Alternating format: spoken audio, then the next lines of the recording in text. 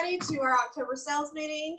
We've got Dave's going to be here. We've got Denise from Homestar. We've got Dana here. But and then afterwards we've got the chili cook-off. So don't run off when it's over because we've got some good food to eat and to vote on. We'll talk about voting more in a little bit, but let's start with Don and the awards. Good morning, y'all. Good morning. Okay, so I have 3 divisions, Douglasville, Paulding, and West Cobb. There's top 10 from each, so I'm just going to call them out.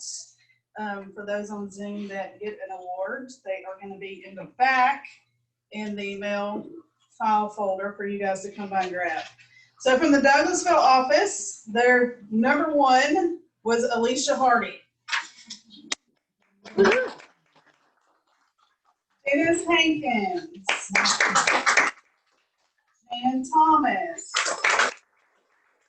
Sandra Posada, Kia Waters,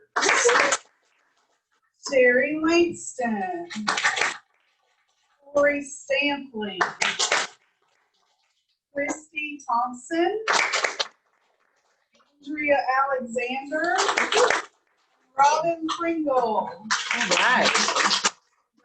Congratulations to the Douglasville rock stars in the top 10. Next is Paulding. Number 1 is Wendy Long. Number 2 is Todd Fox. Barbara Roberts. Tarbush. Stephanie Shelton. Yay, Sandy Cole. Herb Haynes. Ashley Blanton. Heidi Lovelace. And Teresa Kimber. That is our Paulding top 10 rock stars. Now for West Cobb, we have Anna Maria Stalker, Mike Hammock,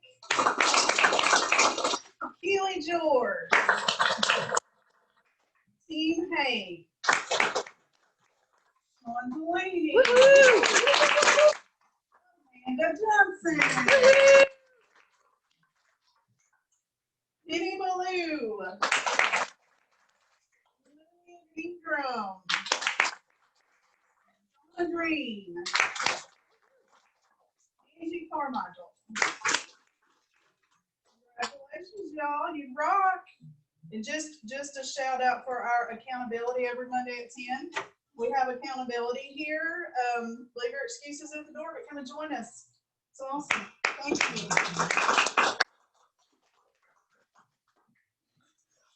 So I didn't get the itinerary of who's actually going to be going next. Who's going next? Denise, does Denise want to go? Denise Lecture? Yep. Denise, Yeah, come on Denise up. is here. Awesome. Good morning. Good morning. I know most of you, but for the ones I haven't met, my name is Denise.THomas. I'm with Homestar. I guess Jay and Wes were not able to make it this morning. I'm not sure, but they also work for Homestar and they're part of the West Cobb office. But congratulations to all of you. It's extremely busy. We're all very blessed right now. I can remember the president of Homestar coming on a town hall about the 1st of March or whenever COVID hit. He said, I'm not going to sugarcoat it. It's going to be tough. And it turned the opposite direction. And we are, all lenders are just covered up right now and very fortunate and blessed. Mortgage rates are still low. Applications that are coming in are record numbers. As stated before, we try to concentrate on the purchase business first. There are a lot of refinances, but your purchase business is our top priority. With all of the business that's coming in and all the lenders being just slammed, in my opinion, appraisals are taking longer. It's taking 10 to 14 days for appraisals to come in. Title commitments, they're a little bit slow. I'm not going to say too much because Amy's here and I don't get into it.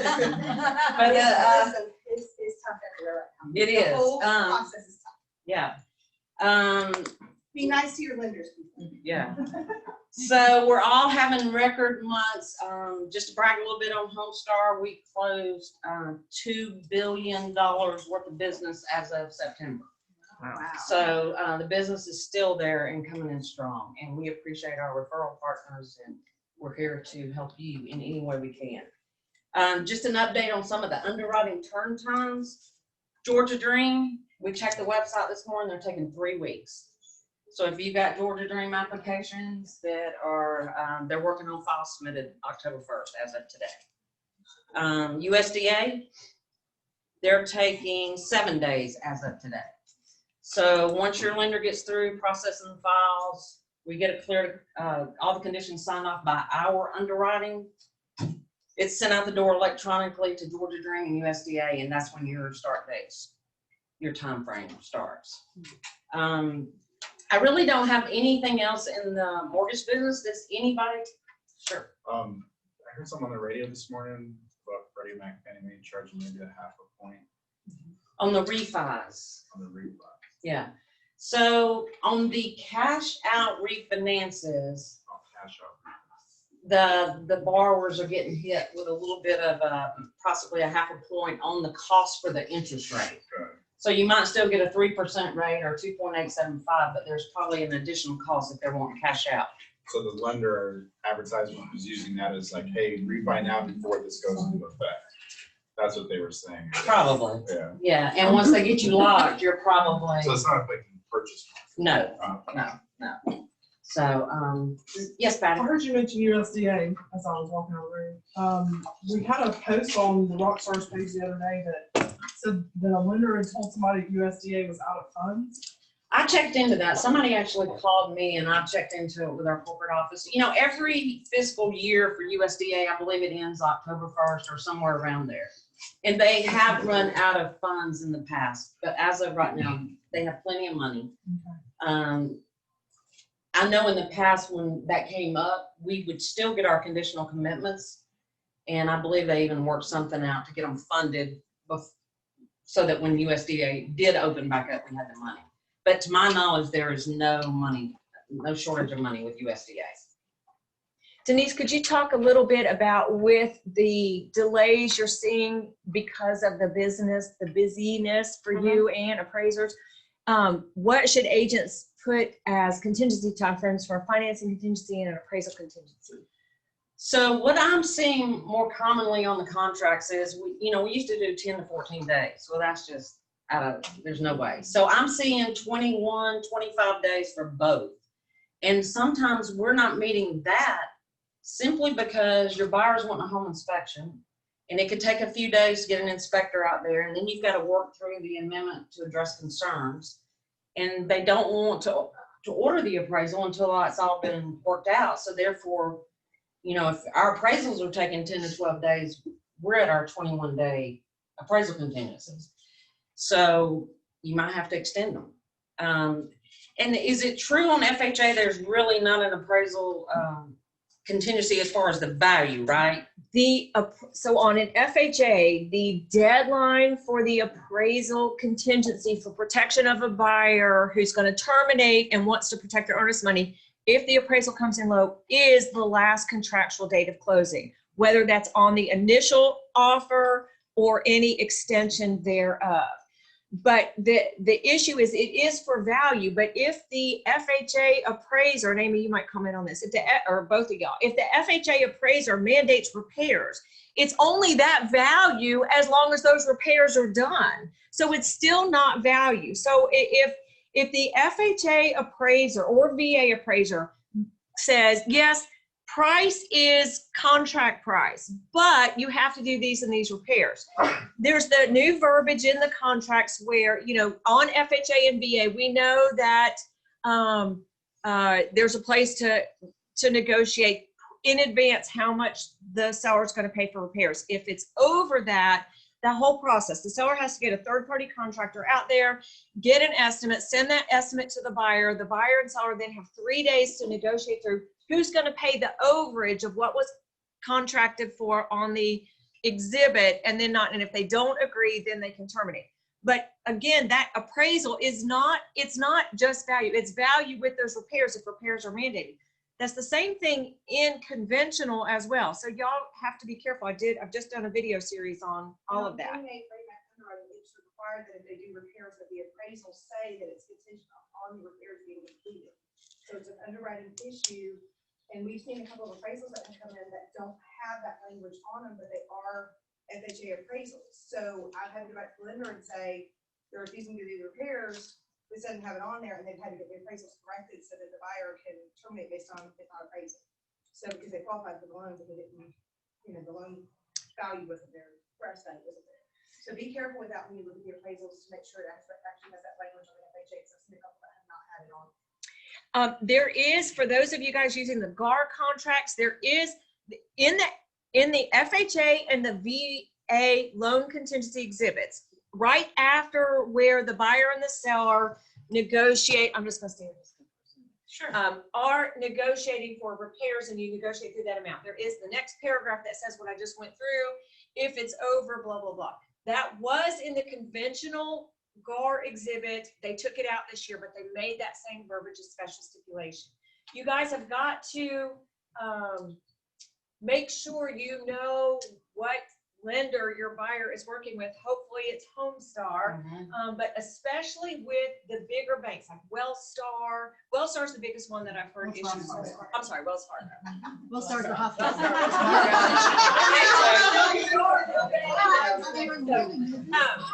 They are mandating repairs on conventional. So we don't see it a lot on conventional repairs mandate, but on Wells Fargo, we are seeing a lot. So you guys need to know what lender your buyer is going with and make sure and use that verbiage on GAR. It's a special stipulation to be able to work through and protect your clients, how to work through any mandated repairs, because you're not used to seeing that on conventional. The other thing, and this just came across on the support for those of you guys on the support email, and I also just did a video, I did a whole video series on financing contingencies and appraisal contingencies. The appraisal contingency and the financing contingency are two completely separate contingencies, and they have completely separate time frames. So you could have a financing contingency. This might be one way to make your buyer more attractive. If you know the buyer has no problem, Denise is absolutely going to lend them. Denise would love to lend them money. No problem. Make your financing contingency short, but make the appraisal contingency a little bit longer due to the timing in the market right now. They're completely separate. The financing contingency is what? What's a financing contingency?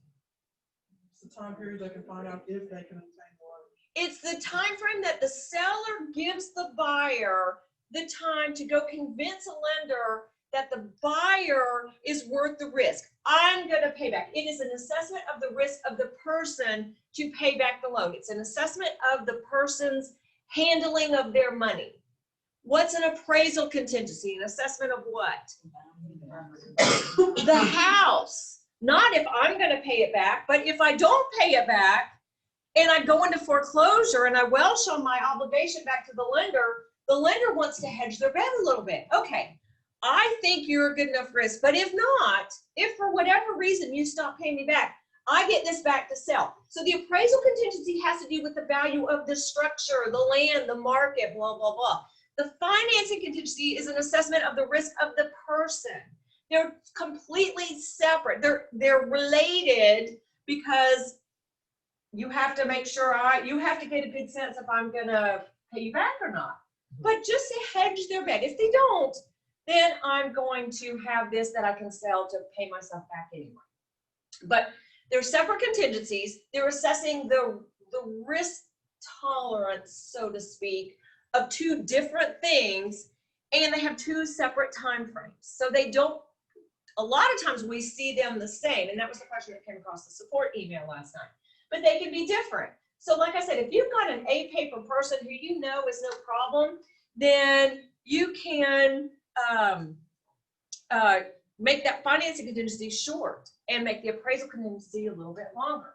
Same thing, you can have, like if you have somebody paying all cash, in the GAR finance, it's cash, but it's also just means not contingent upon financing. They could still be getting financing, but they're not making their purchase contingent upon that.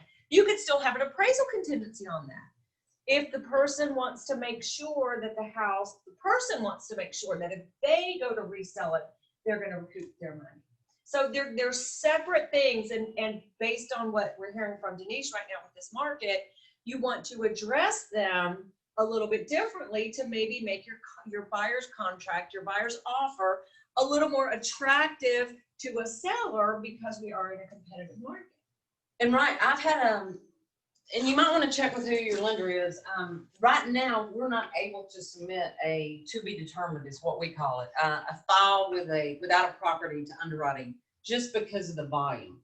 But in my years of experience, if I've got a questionable borrower, or I'm worried about their income, or I'm worried about work history, then I'm going to my support staff at Homestar, underwriting general support staff, to get some direction to make sure that my pre-approval letters will stand and the loan will close. Another thing you need to check with your lender is, in the past, we could close a loan with repairs being done after closing up to about $5,000, like a new HVAC or some rotten wood on the side of the house being replaced and painted. Well, they're pretty much not allowing that now. They want the work done prior to closing because of the risk and everything that's going on, unless it's maybe a new roof and it's going to cost $10,000 and we're taking the proceeds from the seller. Then we'll allow that to be done after closing. So if you've got a loan with some repairs, you might want to check with your lenders just to make sure how they're going to handle it. But that's pretty much it. But thanks for having me, and congratulations again. Thank you, Denise. Appreciate it. All right, Amee, would you like to have anything? How are y'all? Hey, Jennifer, will you get the basket on the bottom? shelf Yes, there? I got stuff to Under do, the y'all. computer? Maybe. Oh, am I on a camera? Okay. Yes, we're zooming it to those people that. Just look at her. Hi. Y'all big one. Hi, good to see you. Okay. Would you still like it? I'm the only guy in here, it's like doing my home. Well, come No, see the here. Dave's here. Dave's here, Sean. Oh, Dave's here. Yeah, Dave's here. You're not the only guy. Everybody, there's Dave. He's not a figment of our imaginations like we think that underwriters are they? I've got a lot to go over with you really, really quickly. If you'll introduce yourself too, because Oh, this is yes. the first meeting. Oh, with everyone. That's Yeah. right. I forgot. Yeah. Everyone, I'm ADavis. I am the closing attorney for the West Cobb and the Paulding offices. I have been doing this now 20 years.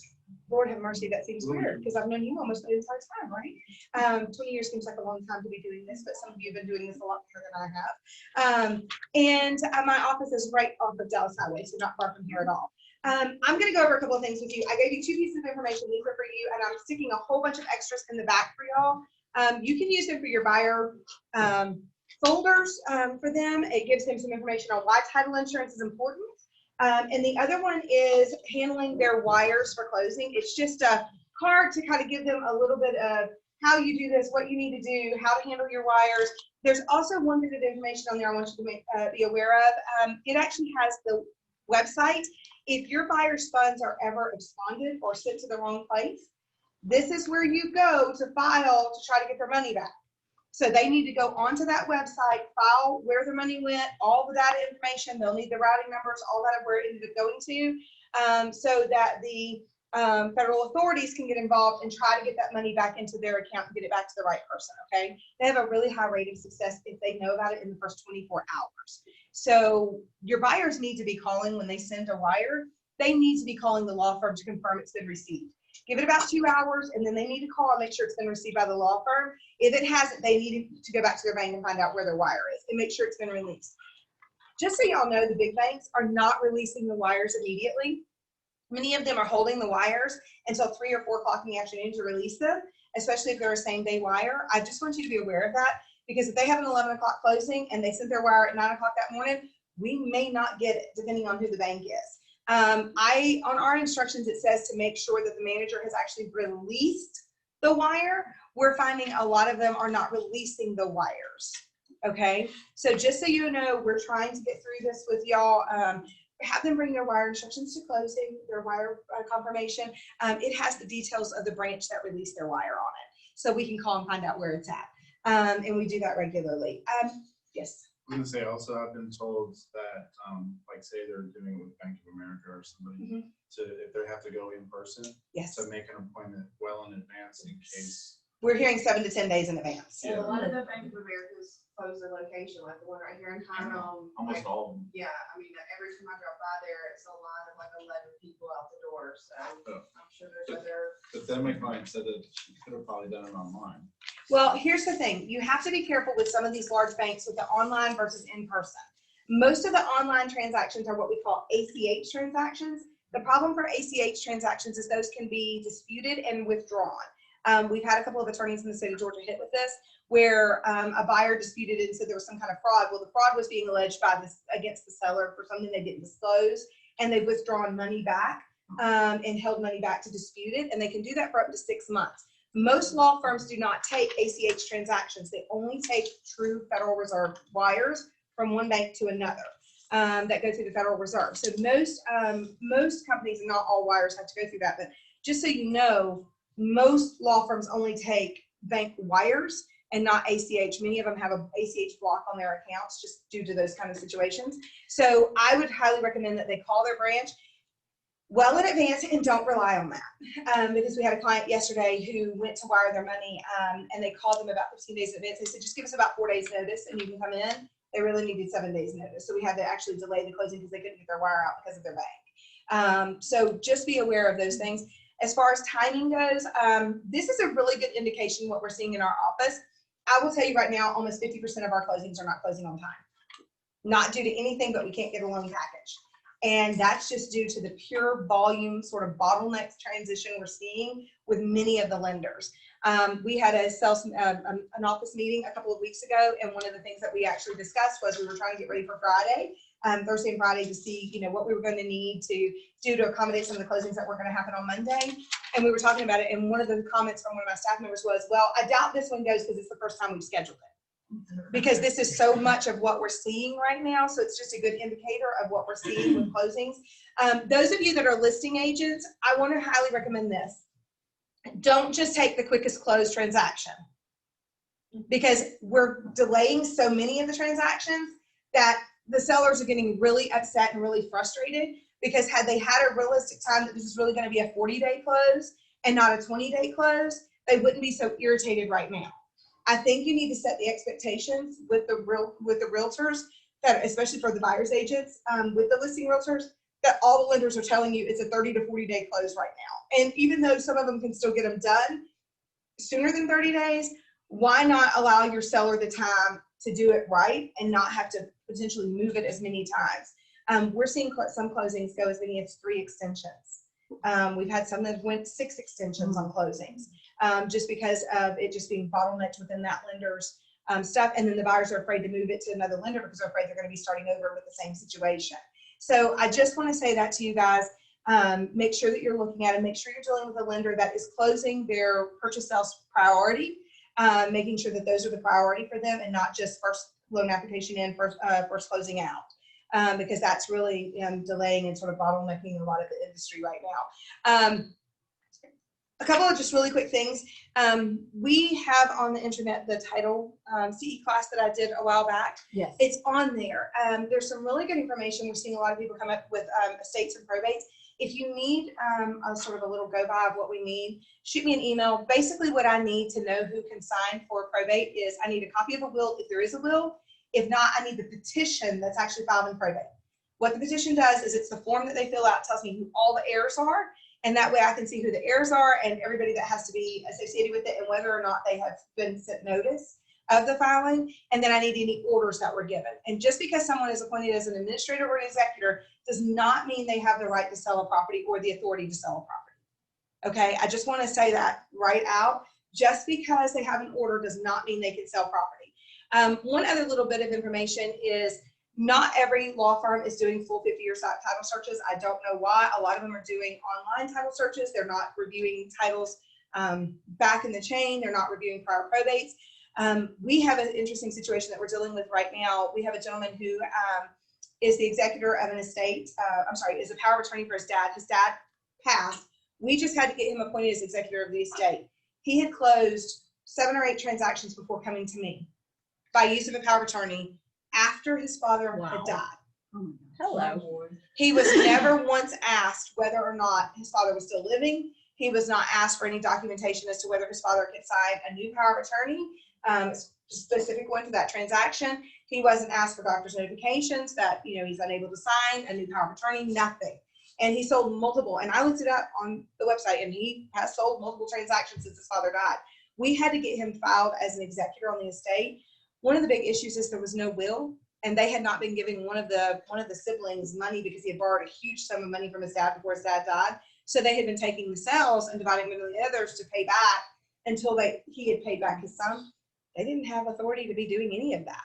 So now they've got a big mess. We're not dealing with that big mess of it. I'm doing the one closing that I have with him. I'll probably do a couple more now that I've got him situated and move forward with it, but I won't be dealing with the rest of it. We got him with a really good estate attorney who's helping them figure out all the other avenues and all the other issues that they had and figuring all of that out. But for right now, it's kind of a mess. So I would just really caution you on when you're dealing with estates, make sure you know who can actually sell and who can actually sign your contracts, okay? And that's true with LLCs too. We're having a couple issues right now with people signing contracts because they're in an LLC and there is no documentation of their multiple member LLC, and there's no documentation of their authority to sign and engage the corporation in business. Here's the one thing I do want to say to you guys. If you have someone who is really pushing back on giving you their corporate documentation, their estate documentation, or their trust information, call me and just say, look, I'm going to put you in touch with our attorney because, you know, this is who I close with anyway. She's going to need it for closing. Have them send it over to me. If they don't want to give it to you because they feel like it's private information they don't want to share, have them send it over to me and we'll review it before you ever take the listing. Let's do it on the front end, or you take the buyer's agency agreement. We've actually seen falsified LLC documents for buyers that aren't even registered in the state of Georgia. And then when they give us a document, they say they're registered in another state. When we go to pull that they're actually registered there, they're not. So we've seen that. We've seen documents where someone is part of an LLC or is claimed to be, and then when we get the documents in, they're nowhere anywhere on our LLC corporate docs. And there's never been an amendment to them, so they didn't have authority to sign the contract to begin with. So you have that, and then you have to go back and get an amendment to your contract to have the right person sign it. Trusts are another one. If you have somebody that tells you they've lost a trust, I want you to put the brakes on right then. And when they tell you they can't find a trust and you're looking at the title and the title clearly shows it's in a trust, call me, please, because before you ever get to this point, we need to figure out what we can do with the trust and whether or not there's any documentation for the trust and what we can do. That's a little bit different of a nuance, but we're seeing a lot of, I can't find my trust, I don't know where it's at, I don't have LLC docs anymore. Then we have to go in and find out what they have signed as far as property closings go online and see who signed those and try to retrace some information, get affidavits, and look for some other things. So I just want you to be really careful.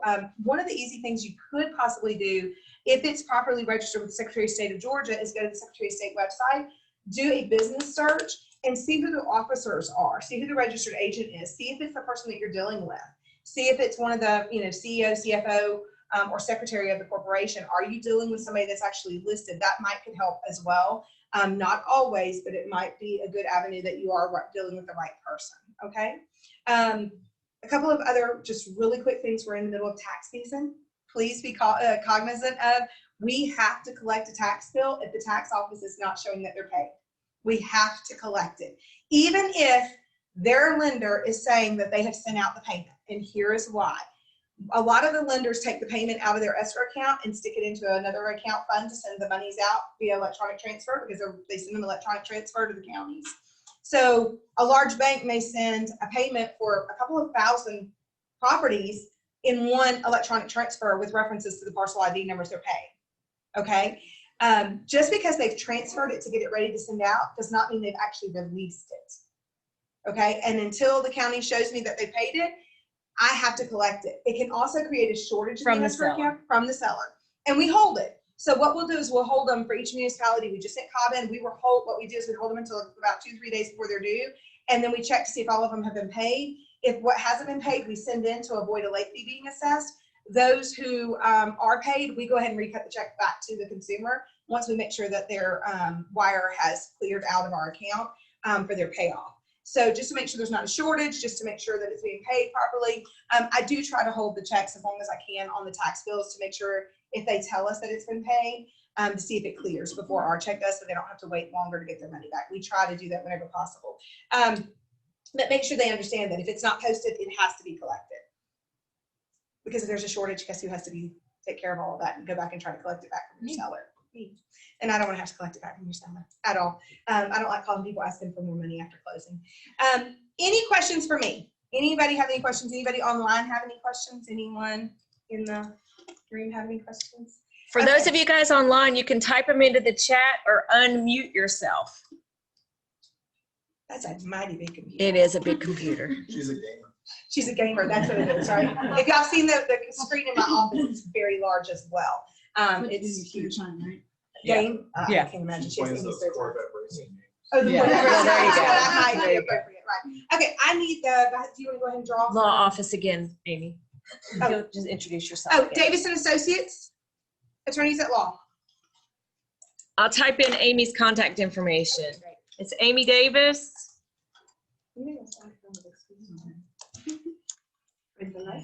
Hi, how are you? You want to just-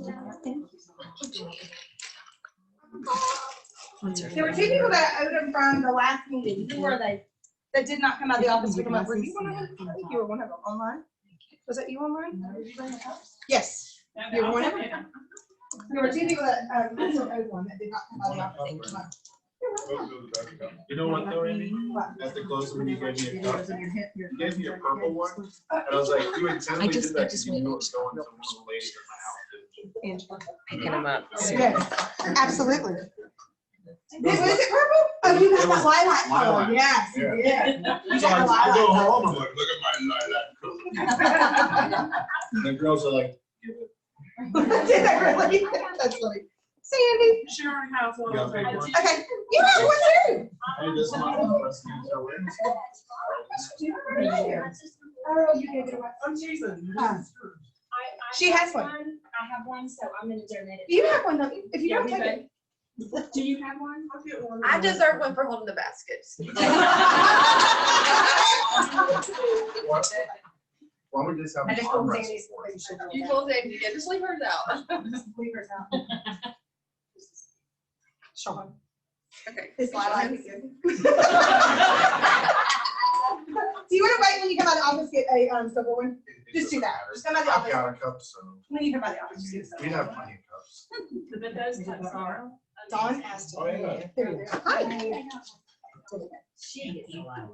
She gets a Oh, lot. Sean, that's not bad. You could use that as a manly color. I mean, it matches her shirt. It does. I mean, Okay, now you really are colorblind. I'm a Viking. Yeah, no kidding. Those are two completely separate colors. Okay, and that's it. And then I will look forward to tasting all of your chili for all of it. Thank you. I'm a Viking. I was gonna make a YouTube video out of it. I don't know. In the morning when I drink my caramel latte foo-foo drink.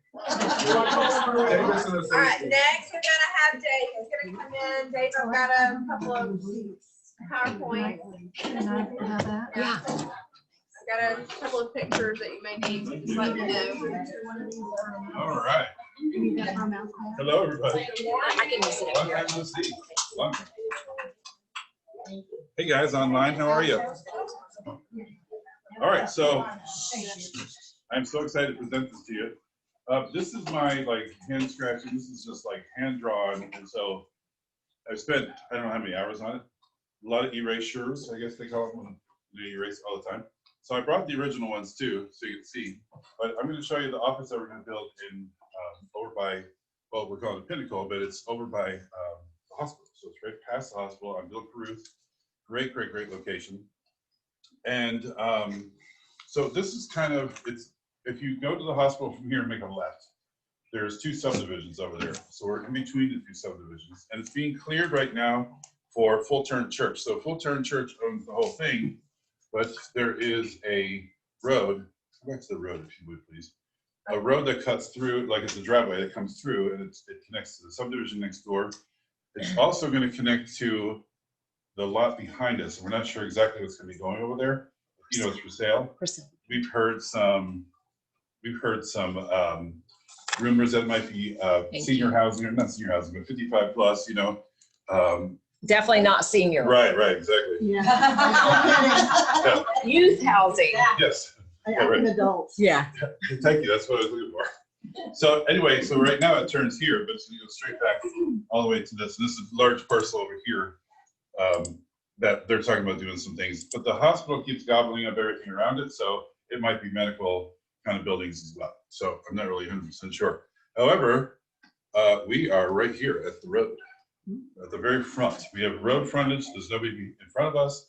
And that excites me more than anything else, that number one, that we're even considering that, because it's normally what you don't do. You try and get a cheap piece of property and, you know, kind of build. But so I think it's gonna be awesome up there. And it's an L-shaped building. It's more like a J, but as far as the main parts of the building, it's kind of L-shaped. So I'm picturing kind of like something like this, where you can kind of see it from both areas. Patty, what's across the street? Isn't that the movie theater place? Yes, I mean, yes. yeah, so this is like the movie studios is right there. We may or may not have a light someday. I don't know. Depends on what goes on back here. But anyway, so any questions about where it is? Where is it from that perspective? Where is the hospital? Up there at the top. On the corner. And Jennifer's got where we can zoom in. Where's the church? Like the Do church you- full term? So it's right here. So they're Okay. taking this side here. There's a couple lots back here, and a couple lots here. And we've got it listed, so we're kind of just doing like architectural control, so it's not like ugly warehouse things. It's going to be, it has to look like, you know, doctors or professional buildings, things like that. Office condos can go there, but there's not going to be any kind of giant metal warehouses and stuff. Is it not gonna be a metal building? It'll be metal, but it'll have a facade, yeah. And that's where I drew the floor plan before I could figure out the facade. So I'm working on it. You'll see my scratches and stuff. But and the reason why I'm even bringing this to you now is I want your input. If you see something that, oh, I wish we had this and that, you know, West Cobb is, you know, stacked on top of each other. It wasn't very, very conducive, but we already had the building. Douglasville kind of got nice and wide, and we were able to do pretty well down there with the design, although we added on, and, you know, so this is from ground up. You know, so if you think of something that, oh, I wish we had this at one of these three offices, or any offices, just let me know, because now's the time to do it. Do you want your drawing? Let's zoom into the satellite, if you don't mind. Okay. I think I lost my slide, but we'll find it. Oh, okay. We'll find it. Well, we can do the other one, doesn't matter. You just pull it There you straight go. up. There we go. That's the satellite. Pull straight up on it. What do you mean, full straight up? Click on it and pull straight up. Oh, like that? Yeah, Well, my computer's no. slow. Keep going. Hey, Dave. Sure. Stop right there. That's This. it. Okay. Right, yeah, right here. Oops. So we're in between these two subdivisions here, and the hospital's at the top Oh. corner there. We lost it. Yes, sir. Oh, no, there it is. You zoomed in. Okay. The mentor I had over there in Chattanooga, they bought a building, and on the rooftop, they did, I know we don't need to do that with this, but on the rooftop, they'd had it so they could do like parties and stuff. So they'd host events. So if there was a way where if we wanted to throw a party there for like clients or just to attract agents or things. We'll wait till you see what we've got Yeah. planned. Yeah, Good segue. that's a great segue. Yeah. All right. We So, like to party, right? so the driveway kind of does. The driveway kind of does this, and then turns into this road here, like you saw. So we're like right here, and then so the church is gonna be somewhere over here.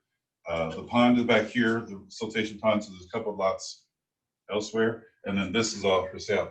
Now, what I just learned was the hospital just bought that one up there, and this one, right, Patty? I didn't know. that. Anyway, they've got like West. they're getting everything, which that's what they do. That's what happened in Kennestone, and you know, so it's expected, right? But so anyway, I think it's gonna be a great investment for us, even if we're buying it, we're building it, we're not renting it. So I don't see how we can go wrong, really. So anyway, we're down here. All right, let's do any What's questions on this? this. What's this commercial right now? This is That's the the movie movie studio. studios here, Oh. where they make movies. Yeah. Yeah, I know. Is it Thompson? Yeah, I was gonna say, is it Thompson Road? Yeah, that sounds kind of up by the road. Yeah. Yeah, I think it is. That Yeah, it is Thompson Road. It is. That leads to the wastewater treatment plant Okay. and the Silver Comet Trail. Awesome. All right, let's look at floor plan if we can, please. Anyway, it's about, How can I who was here at find this, at the office down the road when we were Keller Williams, or when it was Keller Williams? All right, so that was about 8,000 square feet. And I remember saying, that is way too big. I would never do that. I don't think so. It's too expensive. But it was you know, it was $10,000 a month. Well, our payment is going to be about $5,500. We pay $3,500 already. And then we're also not having the other office rents as well. So we can afford this very easily. All right, are you ready? Can you see it? It's kind of great. So this is the entrance is over here. So if you remember, I was kind of showing you how it's going to be angled into that lot. Like it was kind of like this, if you remember where the lot was. So we're not going to turn it, but it would probably be like, here's Bill Caruth right here. How's that? On this side, not that close. So the entrance comes in, got front desk, seating area. These stairs go up to the second floor. And then, what is that? The bathroom. It says Oh, men. okay, so That's they- where we're gonna keep all the men. You're gonna, You not three of us are here. So,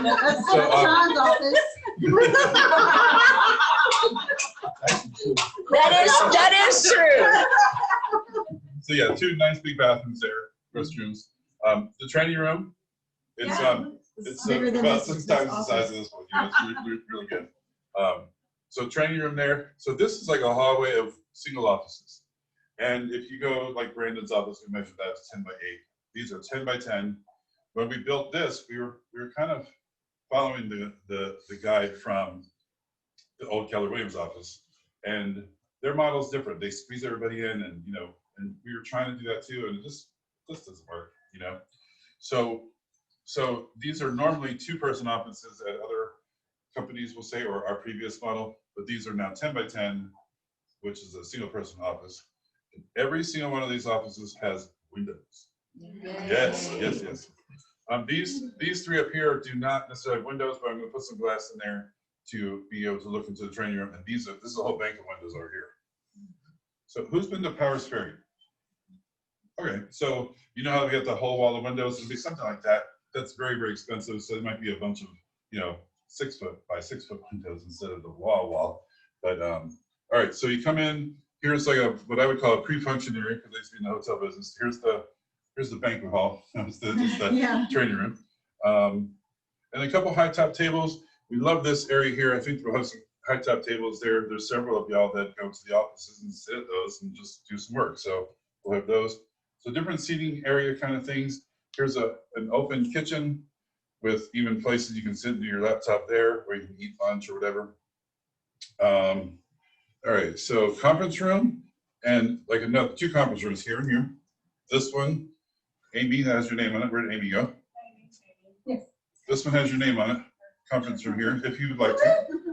But this is just like another kind of one you can be buyers at, or well, you can use it for anything. But so there's 2 of those, a little bit smaller though. All right, so this is a bunch of two-person offices here and here. And this is the buyer's room, or I'm sorry, the work room with computers. And we have like 8 computers now, so make sure we get the fastest ones in there. It has access to here, also has access to this. This is something that came to my mind when I was praying about it, actually. How do I do this office that's different than everybody else's? And it's a team wing. It's for teams. And so the teams can be, the team leads can be in these. This is for 3 and 3, 2, 2, 2, 1, 1. But if you have a team, like for example, when I had my team, there was, you know, anywhere from 4 of us to 14 at one time. And, you know, we'd get together sometimes. So we have meetings for them to have their sales meetings for their teams. But what I see in here is like cubicles for admin assistants to be here. And then the team leads can kind of have their own office, and then they have room to kind of meet clients if they would, probably not, but to do their business, to bring buyer's agents in there, whatever it is, so they have room to kind of to do their thing, and not locking anybody else and being like snobby or anything, but they do have there is a door there and a separate entrance. Not to cut anybody out or make anybody feel less than, but when you're kind of going as a team, like I had my own, that's what West Cobb was. That was my team building, and we rented out other offices to pay the mortgage, but we needed it. We needed space, and if we had bunch of newbie agents right here calling and asking us questions all the time. They would have missed our flow. So I kind of want them to be a little bit separate. Not that they're better than anybody else, but you know. You get noisy too. Yeah. All right, we've got a little powder room there, and this is actually storage. There's a garage door back there. It's on the back. And yes, Michelle, you're happy. I know. And Dawn, what do we need it for? I don't know. We don't have enough storage. You know, like right now it's just way too. So so that's just unfinished space, and we'll have a garage door.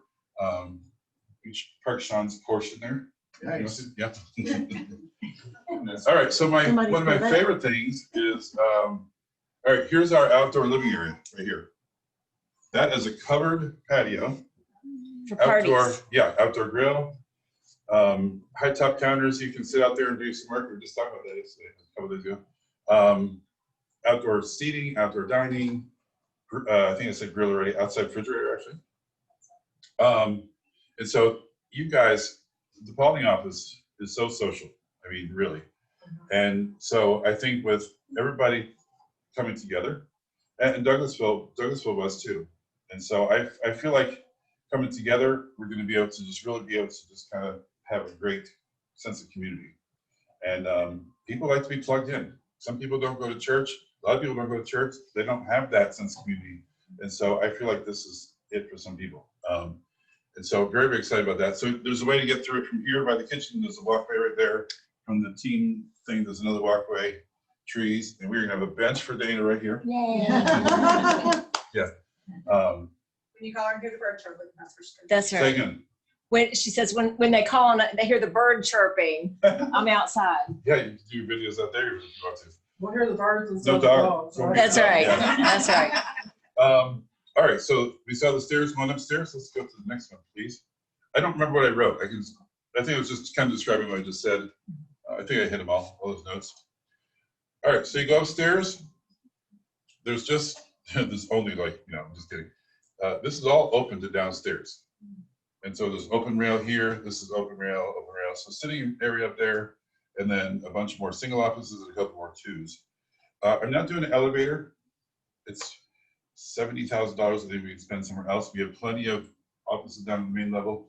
And so I think that's, I think we just need to kind of go with that. Does the second story have windows on those back two offices? Yeah, they will. Yep.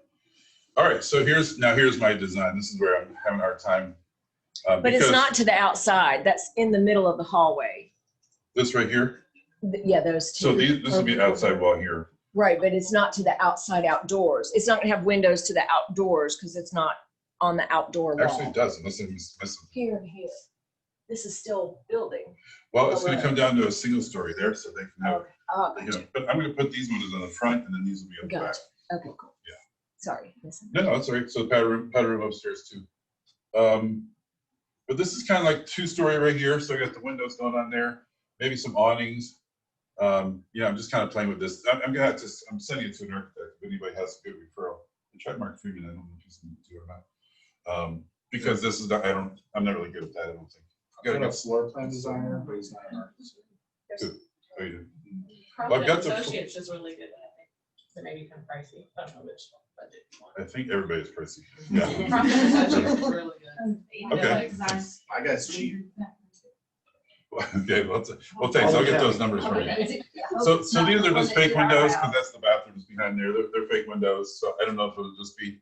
Has anybody seen the Animal Hospital at Cedar Crest? Yeah. It might look similar to that. I don't like the tan, but I mean, it might be similar to that where it's kind of just something like that. I'm not sure. Any questions on that? We're getting comments online, Dave. Love this. So exciting. Smiley faces. Awesome. Okay. If anybody's watching from Woodstock, we are negotiating a lease because right now we're month to month. I don't know if you know that. When everything was hitting, I asked for some breaks on the rent and they gave it to us. So Woodstock was half because our lease was already up and they just cut it in half. But now they're wanting to go ahead and secure something. So 99% sure we're going to be keeping Woodstock. There's no reason not to. So, all right. We have 375 agents out of this office. That's like a powerhouse. So it's regional. I think is the way to put it. If anybody from West Cobb is here and wants to talk to me about some kind of script because we don't have the West Cobb presence anymore. We do. We really do. It's agent signs. It's we've got a Cobb presence in Marietta. If you live in West Cobb, then you can use that as part of your script too. If I was making up a script right now, it might be something like, well, where's your office? Don't you have an office in West Cobb? You could say something like, we were birthed in Powder Springs, that's where we were born, and we've got, I'm just making this up. we're talking about, I'm not as good as I used to be, obviously. But I'm talking about being birthed in Powder Springs, that's where we started. And then, you know, now we have 1,500 agents, there's 22 offices. And so, yeah, we have an office in Marietta, and we have a new regional office that we're building right across the Paulding line in Hiram. So that's kind of how we do it. And I would also say I live in West Cobb if I lived in West Cobb. Just because, or my home office is in West Cobb, or my office is in West Cobb. So I don't think it's going to be a problem at all. I've been talking to some of the agents over there that were thinking about, gosh, that's going to be weird. And it is. We started there. I was Remax there. I was also, some Keller Williams there. So it's very, very weird to not be there. And Seanson was over there the whole time. So it's very strange, probably for him too. But this is exciting to me because this is us. This is us being able to build it for us, you know, and be able to just grow into it. I mean, we're not going to fill it up right away. So any questions? I've got a couple more online. One is, you go, Dave. Okay, One is, what will the cost be to rent an office? Another is, this looks great and good for the agents in the Cobb area, but a little disadvantage to the other area agents. And one is, love this whole idea and the building. Okay, I don't think I understand the question. Rent for office, Yeah, agent don't rent. know yet. Okay, we don't know what the rents Very, will very be. affordable.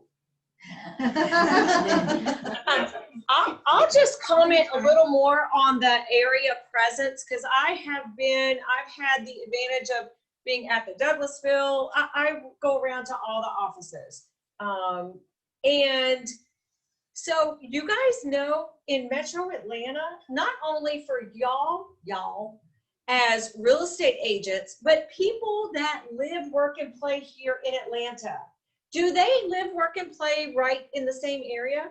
Not necessarily. I mean, depending on what's going on and the building prices and the traffic flow, you guys service a lot of people and know a lot of people who will work downtown and live in Canton, or work downtown and live in Stone Mountain.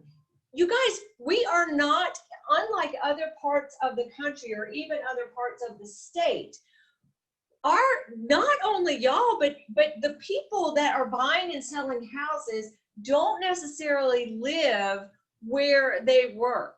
So it is the same thing. As far as a maximum one presence, there is a maximum one presence that is created by the business you do, not by the home office where you are. My gosh, with all the agents, y'all don't all come to the office anyway. Seriously, how often do you come to the office to do work? Now, for those of you who have been practicing over 20, 25 years, we used to go to the office every day, right? I mean, every day. That's not how real estate is nowadays. So your presence is your signs in the yard, your colleagues' signs in the yard, your online presence is in the internet, on the internet searches. Wow, Maximum One has a lot of listings in West Cobb. Maximum One has a lot of listings in Douglasville. Maximum One has a lot of listings in Carroll County, Carrollton. The people, especially now, this is even before COVID-19, where are the public, where are they initiating their real estate venture? Zillow. Online, right? So they are online, whether it be whatever website they're living, they're initiating they're not driving around anymore until they get it narrowed down. So as long as y'all's listings, regardless of where you're taking them, everywhere you're taking them, Douglasville, West Cobb, Marietta, some of you guys that are affiliated, your home office is the Paulding office. You guys have listings in Douglasville, in Canton, in Woodstock. I mean, we see what y'all are doing online with your contracts and your listings. You guys aren't just doing business in where you live 5 minutes from. Is it more convenient? Of course it's more convenient, but that's not how the business works. So your presence, you have the perception is reality. So the perception is Maximum One is all over West Cobb. Maximum One is all over Douglasville. Maximum One is all over Cherokee County. Maximum One is all over Canton. Maximum One is all over downtown. Maximum One is all over Dallas. Maximum One is all over Hiram. Maximum One is all over Stone Mountain. Maximum One is all over everywhere, because that's what the public is seeing online. And there is nothing in GREC license laws. And Maximum One does not have a policy regarding you putting any sort of office affiliation address on any marketing you do, any self-promotional marketing, your business cards, your flyers, your call me for a free market analysis. So guess what you can do? Don't put any address on. Put the Pinnacle office on. Put the Woodstock office on. Even if your home office, Maximum One Greater Atlanta is like branch banking. We're not separate. The Woodstock office is part of the Greater Atlanta franchise. You are more than welcome to put that address on for your agent, for your business that you're doing up in Cherokee, Canton, Holly Springs area. You can put the Powers Ferry address on your cards. If this is your home office, but you want more business out in East Cobb, Vinings, North Fulton, put that address on your business cards. We don't mandate or have a policy regarding where you get your stuff from. Go to Vistaprint. My God, you can get like 500 business cards for $10. Have a gazillion business cards made up. Have binding specialists and give those out with that address. Don't put anything on there. Put whatever you want on there. As long as it's GREC compliant, run it by me first. All marketing and advertising must be done with the under the direct supervision of the broker. So, but you can market yourself to wherever you want to go. So we don't get walk-ins. We do not get the number of walk-ins that have come by this office, the Paulding office, the West Cobb office, or the Douglasville office is minuscule. So there's not a presence by having a sign there.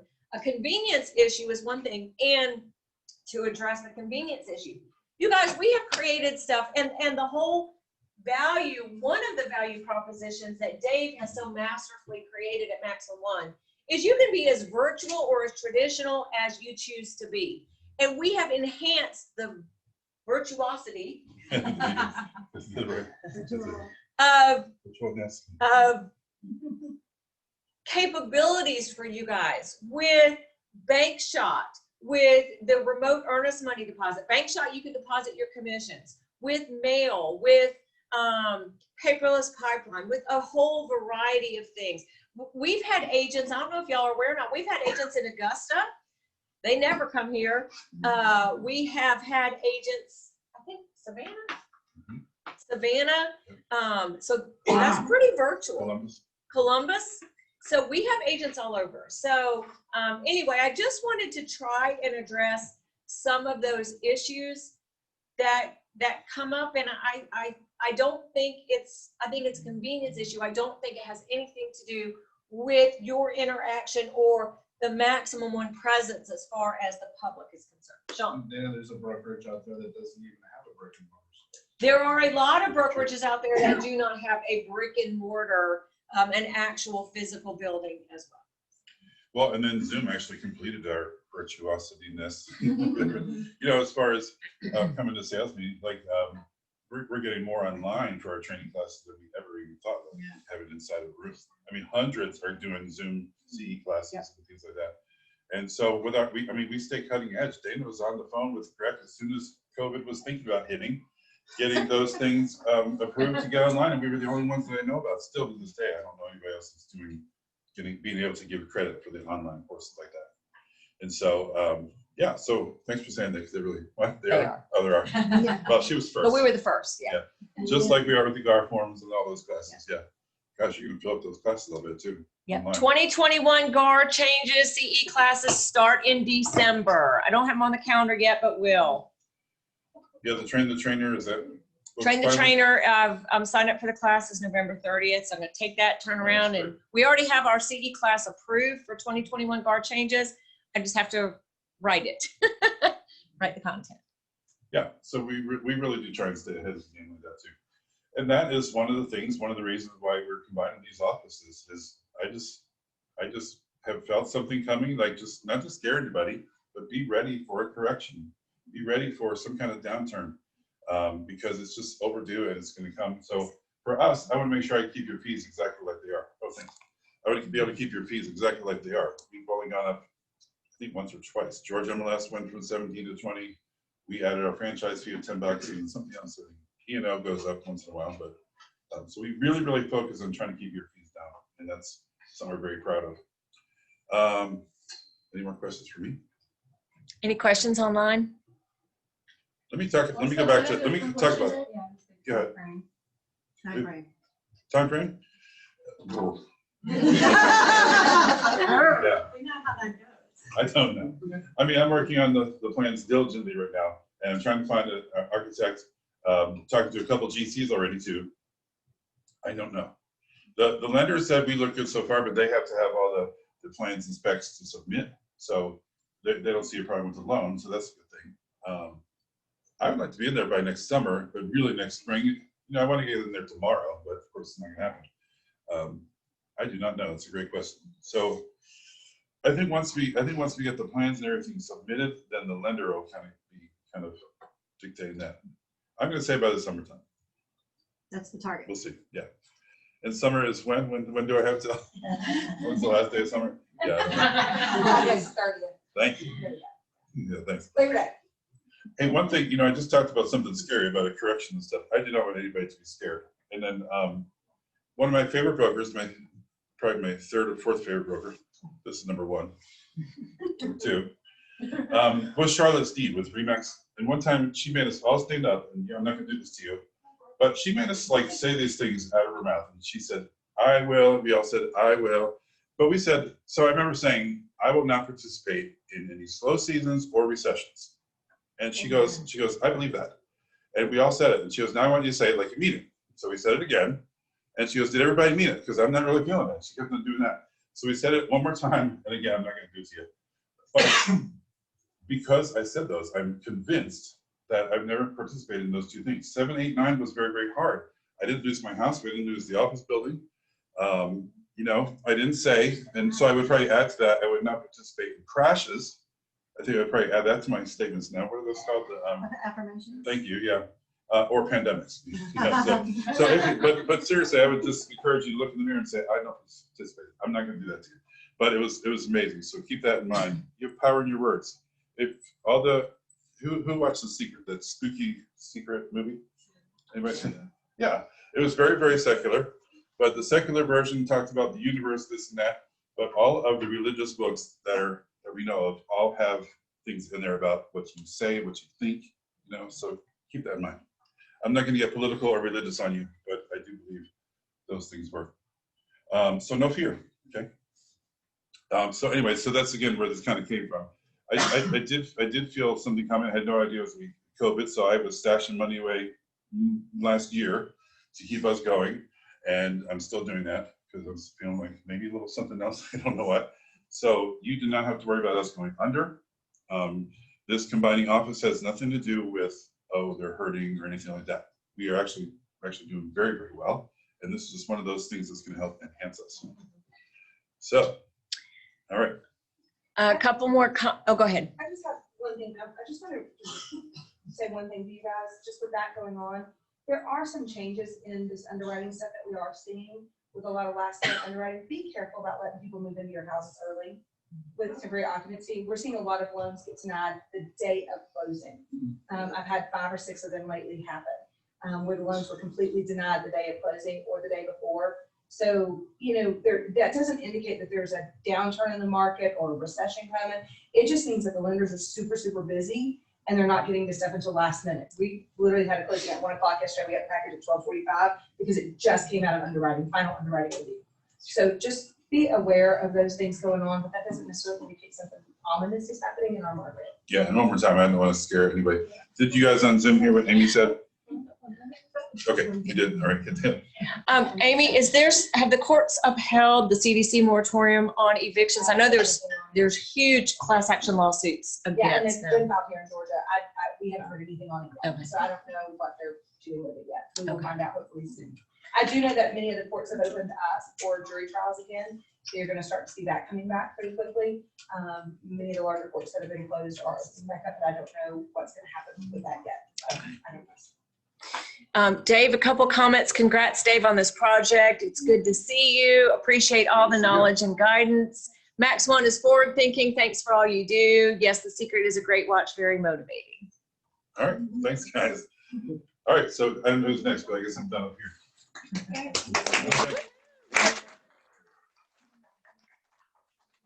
All right, I think that's gonna be it. Next. Oh, just kidding. Just I kidding. haven't had the audience in person in a long time, so I'm gonna be here for all that. Okay, I'm gonna sit down. Just a couple of things, you guys. It has already snuck up on some of you. Remind Docs is taking the place of RDocs. RDocs is retiring in a week, 7 days, October 27th.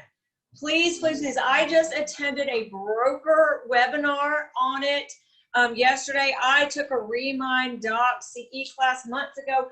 I've got a mini version of walking you through basics of Remind Docs online. I put it in the past couple of newsletters. Please watch that.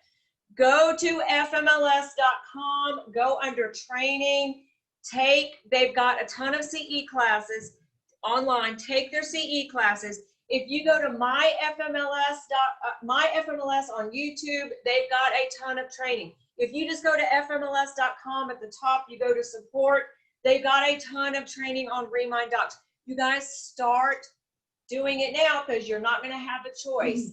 They are working on transferring all of your RDocs tiles information over to Remind Docs. From a broker perspective, I did it yesterday for MXGR, and I will do it this week for MXGA. I hope it works. So I'm learning it from a broker perspective too.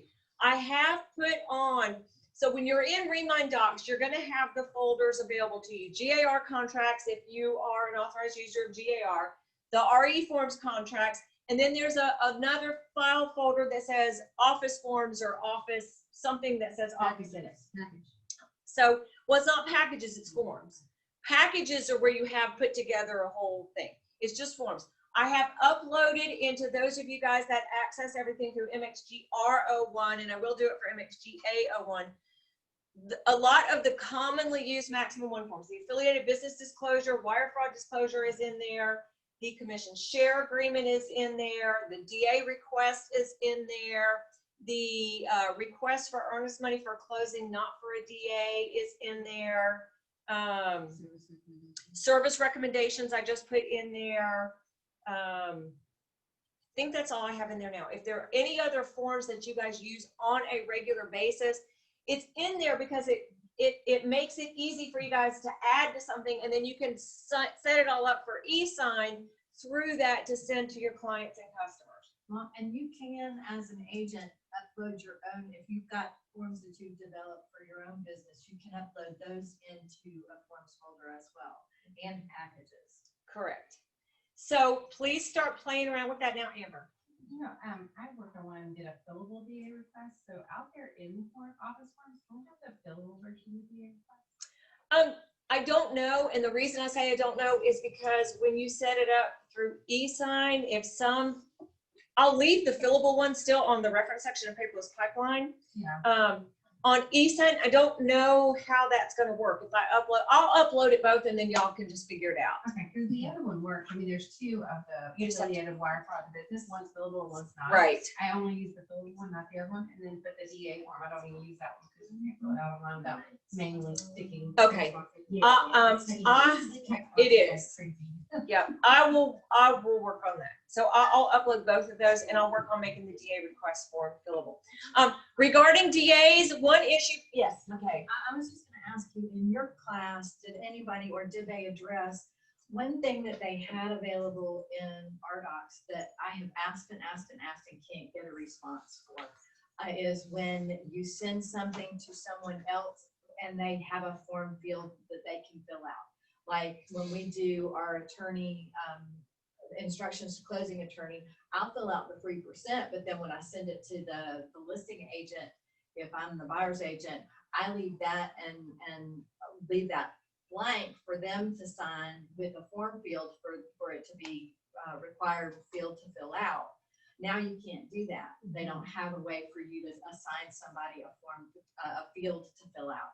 Did they say anything about that? No, this was just a brief, more broker perspective kind of thing. But they're very amenable right now to suggestions and changes. I did like 3 tickets on this already. Well, I'll give you the, send me an email, McKay, and I will email you the Remind Docs guy, not the FNOS guy. Was it Titus Best? No. Okay. Oh, I just had a question too. Are you still talking with the our Forms Committee here and there? Yes. Are you working on getting affiliated business language in there somewhere? Yes, we asked the GAR Forms Committee back at the spring, the 2021 forms are already done. We asked them back in the spring, Christina Chow, who is the GAR legal advisor to the Forms Committee, to add an affiliated, just general, generic, open-ended affiliated business disclosure form to the GAR forms so that everyone can sign them. It has to be generic. The ones we have, you guys, your clients and customers need to sign them. It doesn't have to be part of the contract, because if you're doing a co-op deal, a lot of the co-op brokerages, they have their own affiliated business disclosure arrangements, and some of their forms have specific vendors that aren't necessarily affiliated with us. So those forms don't need to be part of the contract.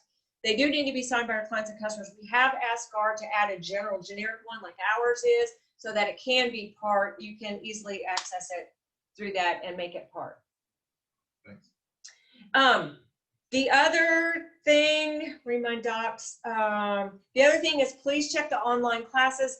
The Georgia Real Estate Academy is going to continue our virtual classes through the end of the year. After that, we are waiting to hear what Greg is going to say or not say. I am assuming, but you know what they say about that, but I'm assuming they're going to at least continue the approval for the virtual classes, at least through the spring. We're just going to have to kind of see how it goes. But take advantage of all of those now.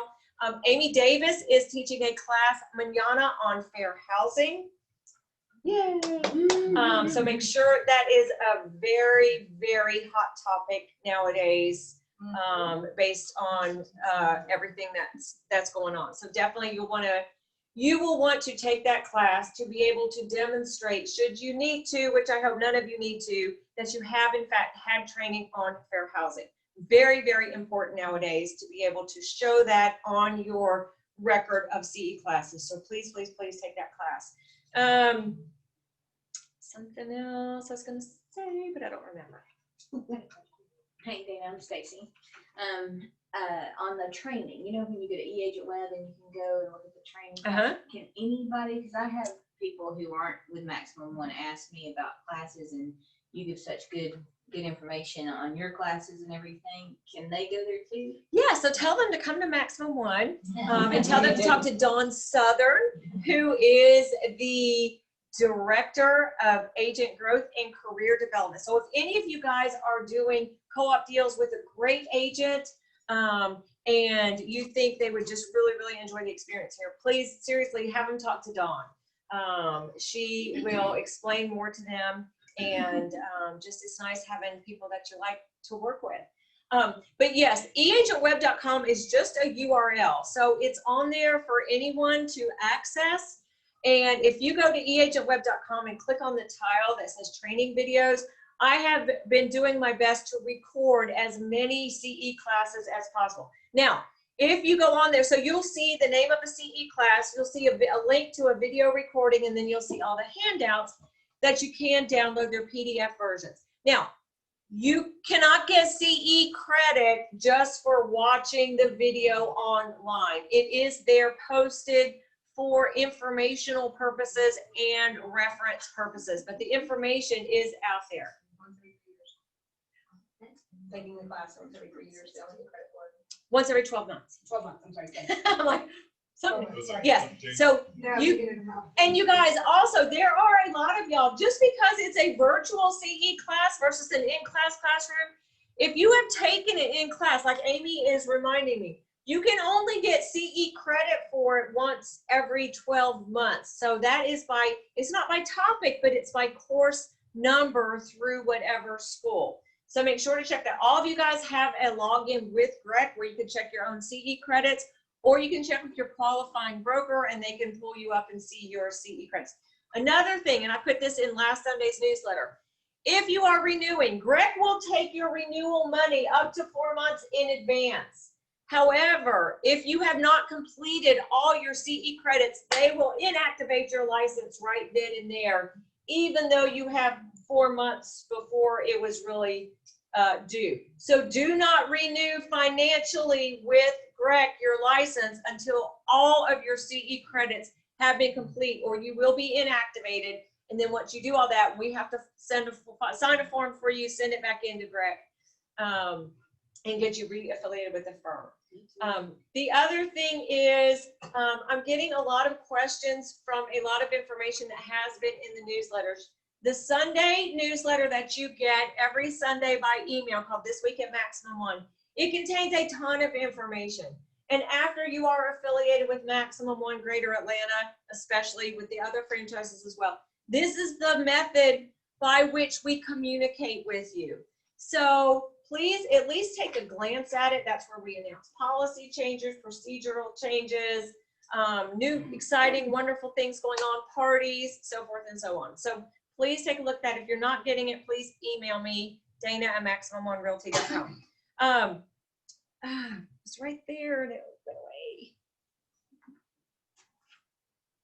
Oh, if you get business via a referral, a Zillow referral, an Opcity referral, a Veterans United referral, a reload company, anything where we as the broker have to pay a referral fee on your behalf.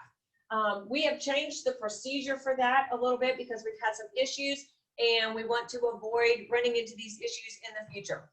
If you are getting a DA, you are going to get one, if you're getting paid at closing, you're going to get one check payable to you, and then you're going to get one check payable to Maximum One. That Maximum One check is going to include that referral fee. So it's going to include our fee, FMLS fee, and that referral fee. You're going to deposit that back to Maximum One. Then Maximum One is going to cut the check to Zillow, to Opcity, to Veterans United, to whomever the relocation company, to whomever that referral is due.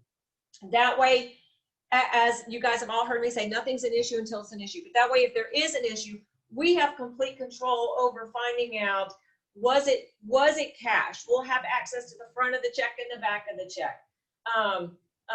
So we're not trying to make anything more inconvenient for you, but we have had some issues where the closing attorney cut the check, paid the referral company didn't get it, that agent got cut off, and then they threatened to cut off every other agent getting referrals. And so we finally, and there was some fraud involved in that, finally we got the closing attorney to go into their bank account and saw the front and the back of the check, and it was fraudulently cash. So this way it just avoids any problems for everybody. So just please know that is a procedural change, just so we can stay on top of everything. Bank shot, if anybody has any questions with bank shot, please let Donna Black know. She's the accounting department manager, agent billing at eagentweb.com. And I think that's it. Let's introduce Michelle. All right. Any questions? No. I actually did just go order some prescription glasses, so y'all won't see me squinting quite so much. I'm gonna put these plans up here if anybody wants to look at the real ones. Is Michelle still up there? Can you come? No? Yeah. Can you grab her? Got a couple of things I'll tell you later. Okay. Any other questions about anything? I would like to, Jeremy, to know, so I talked to some people about Compass. So Compass does a concierge service for their sellers. So I don't know if y'all want to, I know before we talked about like, well, how do we compete with these ones that are doing the iBuyers and how they're like buying it? We've talked about that. They worked on a team trying to get, well, how do we just put an offer and like sell it fast with us, But the concierge service for those sellers, like how Denise was telling us earlier about how the loans and the repairs have to be done before closing and this and that. So I do know that Compass really is they do offer concierge service to the sellers to do that, like paint or roof repair or stuff like that. and then get paid to close them. So, just an idea.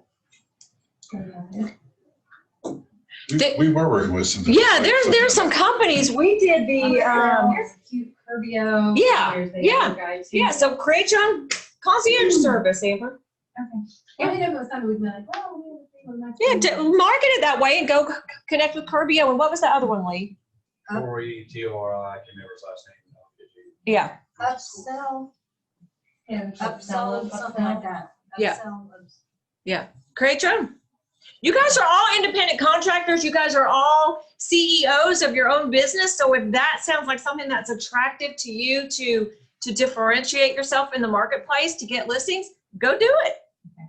Will you share that with us? Will you share that on the page? Yeah, Tori Young is his name, and he literally created the business. He didn't create it, but he saw the need. I think it is upsell or something. Yeah, it was that big conference that we had last year or 2 years ago. He was one of the main speakers there. So I'll look and see if I can find that information. Okay. Okay. So everyone, this is Michelle. Michelle, will you tell us your official title so I don't get it wrong? Okay,